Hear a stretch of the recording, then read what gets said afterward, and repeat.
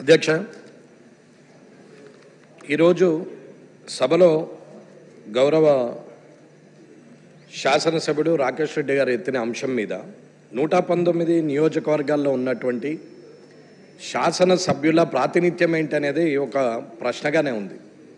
గత ప్రభుత్వంలో అయినా ఇప్పటి ప్రభుత్వంలో అయినా ప్రతిపక్షమా అధికార పక్షమా అనకుండా ఎమ్మెల్యేలకు ఉన్నటువంటి ప్రాతినిధ్యం ఏంటి, ఎమ్మెల్యేలు శాసనసభలో చేసే కార్యక్రమాలు కానీ లేదా తన నియోజకవర్గంలో ప్రజలచే ఎన్నుకోబడి శాసనం ద్వారా శాసనసభలో వచ్చినటువంటి వ్యక్తికి ఉన్నటువంటి విలువలేంటి అనేది ఒక్కసారి మీరు దాని గురించి చెప్పాల్సిన అవసరం ఉంది అధ్యక్ష. అలాగే ఇన్ఛార్జ్ మినిస్టర్గా ఉన్న ఇన్ఛార్జ్ మినిస్టర్లు వారి పాత్ర ఎంతవరకు ఉంది, వారు ఆ జిల్లా మీద ఆధిపత్యం ఎంతవరకు ఉంటుంది, ఆ నియోజకవర్గాల్లో ప్రతిపక్ష పార్టీ ఎమ్మెల్యేలు ఉన్న దగ్గర వారి నియంత్రణ ఎలా కొనసాగుతుంది అనేది కూడా చూడాల్సిన అవసరం ఉంది. ఇన్ఛార్జ్ మినిస్టర్ అనే వారు జీవో ప్రకారంగా శాసనం ద్వారా నిర్మితమైనటువంటి వ్యక్తుల లేకపోతే పార్టీ ప్రభుత్వ పరంగా వారు ఇన్ఛార్జ్ మినిస్టర్లను పెట్టి ప్రతిపక్ష ఎమ్మెల్యేలను నియంత్రించే పరిస్థితి కోసం ఏర్పాటు చేసిందా అనేది మీరు తెలియజేయాల్సింది ఉంది అధ్యక్ష.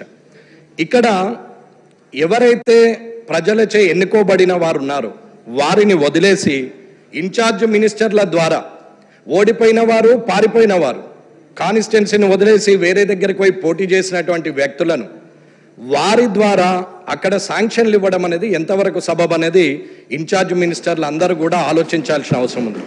అన్న, గత ప్రభుత్వం మమ్మల్ని ఇబ్బంది పెట్టిర్రు, కళ్ళకు నీరు తెప్పించిర్రు, మేము ఇబ్బంది పడ్డామని చెప్పుకుంటున్నటువంటి ఇప్పటి ప్రభుత్వంలో ఉన్న పెద్దలు మరి ఇప్పుడు మీరు చేస్తున్నది ఏంటి అనేది ఒక్కసారి ఆలోచించాల్సిన అవసరం ఉంది. అన్న, మేమేమి కిరీటం పెట్టుకోలేదు. నా మటుకు నేనైతే అనుకుంటున్నాను, ఎమ్మెల్యేగా 5 ఏళ్ళు ఉంటుండొచ్చు, ప్రజలు మెచ్చితే తిరిగి ఎన్నుకోబడుతుండొచ్చు, వారు నిరాకరిస్తే ఓడిపోతుండొచ్చు.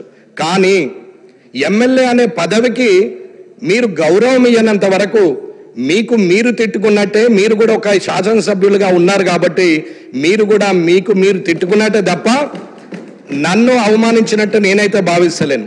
ఇక్కడ వెంకటరమణారెడ్డి కామారెడ్డి శాసనసభ్యుడు అనే బదులు కామారెడ్డి శాసనసభ్యుడు వెంకటరమణారెడ్డిగానే గుర్తింపు ఉంటుంది తప్ప శాసనసభ్యుడిగా ఎప్పుడు ఉంటారు కానీ పేర్లు మారుతూ ఉంటాయి, ఎవరో ఒకరు శాసనసభ్యులు అవుతారు. కానీ ఇవాళ నేను కనీసం 84 ప్రశ్నలు ఈ శాసనసభలో ఇక్కడ నేను ప్రశ్నలు ఇవ్వడం జరిగింది. దానికి సుమారు 8 మట్టుకే నాకు రిప్లై ఇవ్వడం జరిగింది. అంటే 84లో 8 పోతే 76 ప్రశ్నలకు ఇప్పటికి సమాధానం రాలేదు. ఇది శాసనసభ పరిస్థితి. ఇది ఎమ్మెల్యేగా నేను ఇచ్చినాను కాబట్టి నాకున్నటువంటి మర్యాదను ఏ రకంగా నేను స్వీకరించాలో మీరే తెలియజేయాలా.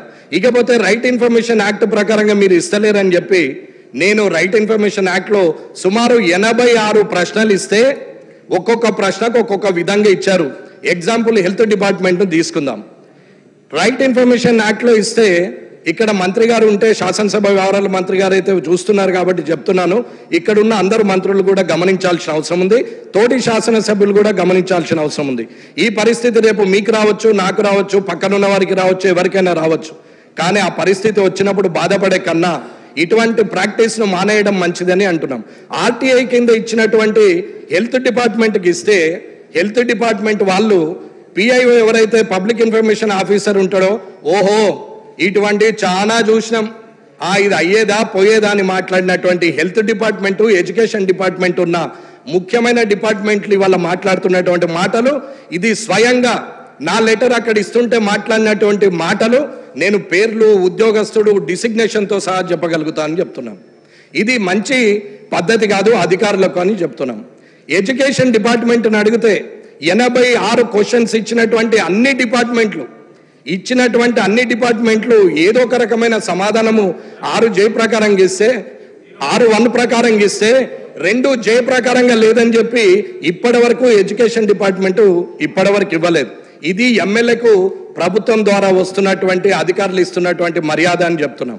ఇన్ఛార్జ్ మినిస్టర్లు ఇవల్ల అక్కడ ఓడిపోయిన వారి ద్వారా అక్కడ పార్టీ పరంగా మీరు ప్రొసీడింగ్లు ఇస్తా ఉంటే, మీ వాళ్ళు పోయి అక్కడ కొబ్బరికాయలు కొడతా ఉంటే, ఇక్కడ ఉన్నటువంటి గెలిచిన ఎమ్మెల్యేలు ఏం చేయాలనేది ప్రజలు గమనిస్తారు. కాబట్టి ఈ శాసనసభ ద్వారా చెప్తున్నాం. అన్నా మేమేమి పోలీస్ ప్రోటోకాల్ కావాలని అడగట్లేదు, మేము పోగానే అధికారులు మాకు ఎదురు రావాలని అడగట్లేదు. భయం అన్నా, ఇది నిజం. 0 అవర్లో మాట్లాడకపోతే నేను మాట్లాడేది ఒక్కటన్నా అధ్యక్ష, ఒకటే మాట నేను మాట్లాడేది నిజం. నేను మాట్లాడాలనుకుంటే ఈ శాసనసభలో ఇప్పటి వరకు ఇది 4వసారి నడుస్తున్నటువంటి ఈ సమయంలో నేను ఏ రోజు మితిమీరి మాట్లాడలేదు, ముందుకొచ్చి మాట్లాడలేదు, అరిచి గోలబెట్టి మైక్ తీసుకోలేదు, బెదిరిస్తే అడ్జస్ట్ అయిపోయి మీరు మళ్ళీ నాకు అవకాశం ఇచ్చే అవకాశాన్ని నేను తీసుకోలేదు, నేను ఎక్కడా బెదిరించలేదు. నాకు అవకాశం ఇస్తేనే మాట్లాడుతున్నా, నేను హుందాగానే ఉంటున్నా, నిజాన్నే మాట్లాడుతున్నా. మీరు మంచి చేస్తే మంచి అని చెప్పినాము. ఆరోగ్యశ్రీ పథకం 10 లక్షలకు రేవంత్ రెడ్డి గారు ముఖ్యమంత్రి గారు పెంచితే నేనే ఆ కార్యక్రమానికి పోయి ఆయన్ని పొగిడినా తప్ప నేను ఆయనను తిట్టలేదు. ఇవాళ డైట్ ఛార్జెస్ పెంచితే నేనే హాస్టళ్లకు పోయి ప్రభుత్వాన్ని పొగిడినాం తప్ప ఎక్కడ తిట్టలేదు. పార్టీ పరంగా ఎన్నడూ మాట్లాడలేదు. ఎప్పుడు కూడా మంచిని మంచన్నం, చెడును చెడని చెప్పినాం. ప్రతిపక్షం అధికార పక్షం అనేది అది అనుకూలంగా మారచ్చు, మారకపోవచ్చు. కానీ ఇవల్ల మీరు చేస్తున్న ప్రాక్టీస్ మంచిది కాదు అని చెప్తున్నాం. ఒక ఎమ్మెల్యే ఆర్టీఐకి రాదు. ఒక ఎమ్మెల్యేకి ఆర్టీఐ ఇన్ఫర్మేషన్ సరిగా లేనప్పుడు ప్రభుత్వం ఏం పని చేస్తుంది? ఇక్కడ ఉన్నటువంటి శాసనసభలో ఇవాళ ఎమ్మెల్యేగా అడిగిన 84 క్వశ్చన్లకు 8 మాత్రం వచ్చింది. 15 నెలల కాలమైంది. నేను ఇచ్చినటువంటి ప్రతి ప్రశ్న నా దగ్గర ఫైల్తో సహా ఉంది. ఏ రోజు ఎప్పుడు ఇచ్చినామనేది. అన్న ఏదో ప్రజలకు సమాచారం ఇవ్వడానికి ప్రయత్నిస్తున్నాం తప్ప పర్సనల్ ఎజెండాగా ఎక్కడ మాట్లాడలేదు. టీజీఐఐసిది మాట్లాడిన రోజు, ఆ రోజు కూడా ఆ ప్రశ్నకు సమాధానము ఇండస్ట్రీస్ మినిస్టర్ గారు మాట్లాడుతూ మేము కాన్స్టిట్యూషన్ చేస్తున్నాము అని చెప్పారు. ఇప్పటి వరకు దాని సమాధానం కూడా రాలేదు. ఒకటే అడుగుతున్నామన్నా, నాలాగానే ఉండి గౌరవంగా ఉండాలా, శాసనసభలో ఉందాగా ఉండాలని కోరుకొని వచ్చినటువంటి వ్యక్తిగా మాట్లాడలేకనో, చేతగాకనో, అసందర్భ ప్రేలాపనలు పేయరాకనో, నాకేం అన్పార్లమెంటరీ వార్డు రాకనో, నేను మాట్లాడలేక చేతగాకనో కాదు. రాజకీయాల్లో హుందాగా శాసనసభకు గౌరవం పెరగాలి, మీకు గౌరవంగా ఉండాలి, అధికారులకు గౌరవం ఉండాలని ఓపిక పడుతుంటే 15 నెలలుగా మీరు ఇలాగే చేస్తూ ఉంటే రానున్న కాలంలో మరి నా పద్ధతి మార్చుకోవాల్సిన అవసరం వస్తుందా అనేది ఒక ఆలోచన ఉంది. కాబట్టి దయచేసి తొందరగా అన్ని డిపార్ట్మెంట్ల నుంచి రైట్ ఇన్ఫర్మేషన్ యాక్ట్లో రావాలా. అవి ఏవి కూడా ప్రశ్నలకు సమాధానం చెప్పలేని స్థితిలో ప్రభుత్వము శాసనసభ ఉంది అంటే అది మీకే సిగ్గుచేటు, నాకు సభ్యుడిగా కూడా నాకు కూడా సిగ్గుచేటనే మాట్లాడుతున్నాం. కాబట్టి ఇవాళ ప్రభుత్వం నిజంగా ధైర్యంగా ఉండి చేస్తున్నది నిజమే అయినప్పుడు అడిగిన ప్రశ్నకు సమాధానం ఇవ్వాల్సిన అవసరము అధికారులకు ఉన్నది, అలాగే ప్రభుత్వానికి ఉన్నది అని చెప్తున్నా నేను.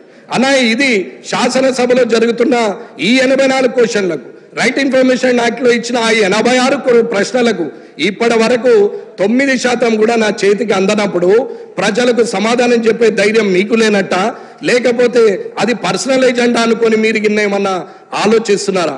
నేను నిజాయితీగా ఉండే వ్యక్తిని.